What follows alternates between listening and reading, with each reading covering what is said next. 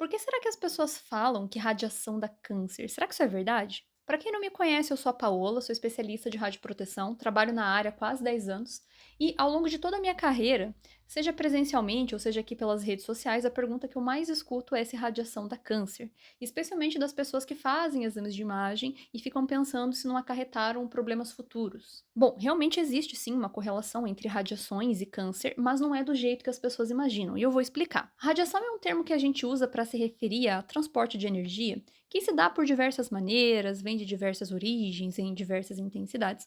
Mas o que isso quer dizer exatamente? Que as radiações não são todas iguais, não vão ser todas que vão ter essa característica associada aí de indução de câncer, apenas alguns tipos bem específicos. A essas a gente atribui o termo radiação ionizante, porque esse termo ionizante tem relação justamente com o mecanismo de interação com o nosso organismo, que pode vir a induzir algum tipo de câncer. Mas como é que isso acontece? A radiação ionizante, ela tem uma característica que inclusive é o que faz ela ser usada na medicina, que é conseguir passar a nossa carne. E quando ela passa pela nossa carne, ela pode interagir, o que de modo geral não é um problema.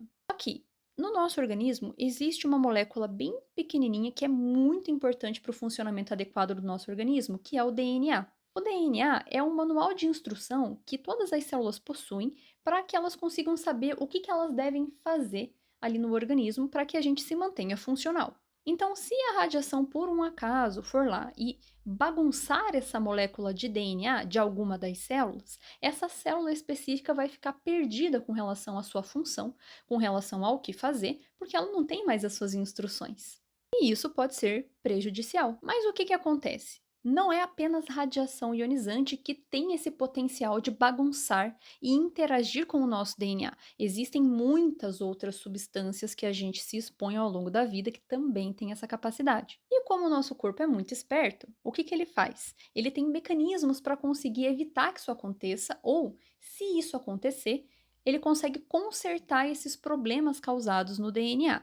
E ainda, caso esses problemas não sejam consertados, a célula morre para evitar que esses problemas passem adiante. Ou seja, o nosso corpo ele é muito bem preparado para responder a qualquer agente que agrida o nosso DNA. Mas é claro que às vezes esse mecanismo não funciona.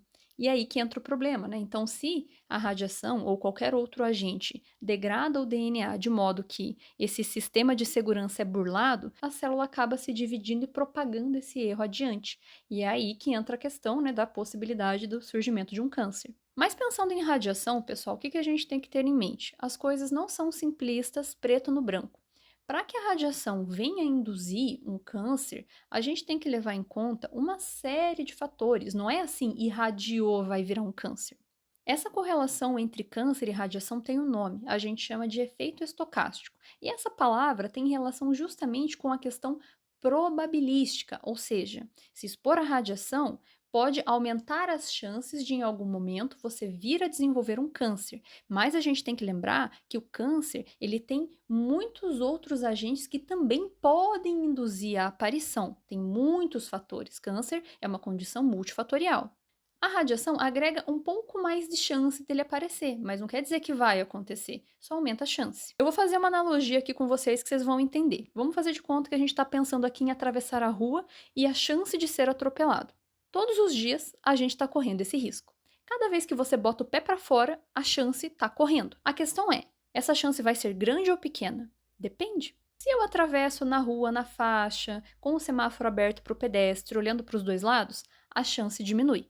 Mas não é zero, porque vai que vem um motorista desgovernado e te atropela. Pode acontecer. Assim como você pode ser um doido que você fica atravessando a rua a cada 2 segundos, indo de uma calçada a outra, e nunca ser atropelado. Ou às vezes você nem olha para os dois lados e só vai na fé do Senhor. E pode ser que nunca seja atropelado. Então, a questão, no final das contas, é chance de ocorrência. Pode ser que aumente, pode ser que diminua, mas o ato, né, acontecer de fato, é probabilidade, gente, é sorte. Pode ser que você faça tudo certo, seja atropelado, pode ser que você faça tudo errado e não seja, né? Pode ser que você nunca na sua vida sofra um atropelamento, pode ser que você sofra 2, 3 atropelamentos na sua vida. Não tem como prever, só acontece. Você vai deixar de atravessar a rua por causa de todas essas chances de ocorrência? Não, porque você tem que atravessar a rua, você precisa chegar ao outro lado. A questão é que você vai com cuidado, certo? Você não vai ficar atravessando toda hora, você vai deixar para atravessar quando precisa, se você for sensato. Então, com radiação, pessoal, é muito parecido, tá? É uma questão de chance. Claro que quanto mais vezes você fica fazendo exame, se faz de modo excessivo, a chance aumenta, mas não quer dizer que vai acontecer. Pode ser que aconteça, as chances são maiores, mas como pode ser que não aconteça? Você vai deixar de fazer um exame que vai ter uma contribuição diagnóstica para você por causa da radiação? Não, se você precisa fazer um exame, você tem que fazer. A chance de acontecer alguma coisa realmente não é zero, mas é muito pequena. Assim como qualquer coisa que a gente faz. Gente, tudo tem chance de acontecer alguma coisa. A questão é, o que vale mais a pena a gente correr risco?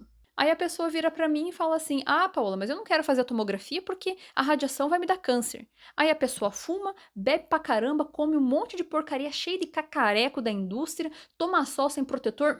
Aí vocês também estão me sacaneando, vocês estão se expondo a um monte de coisa que tem muito mais chance de ocorrência de problema do que fazer um exame de imagem. A questão é essa: tal como você não fica atravessando a rua toda hora, atravessa quando precisa, com exames é assim, você não vai ficar fazendo desnecessariamente, mas quando o médico pede, porque ele precisa te dar um diagnóstico, aí você vai lá e se submete ao exame porque vai ter um benefício para você.